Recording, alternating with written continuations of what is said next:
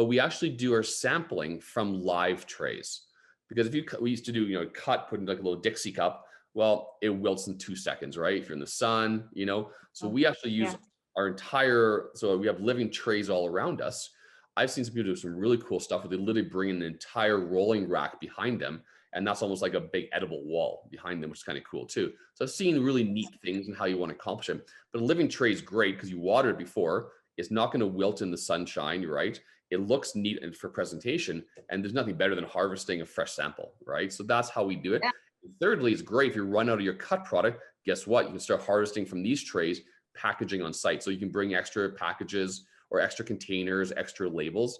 But yeah, you're definitely going to need a cooler ice packs because it's going to be sitting there probably for 7, 8 hours. And obviously, depending whether you're in the sun or shade, it's just good to have that quality there.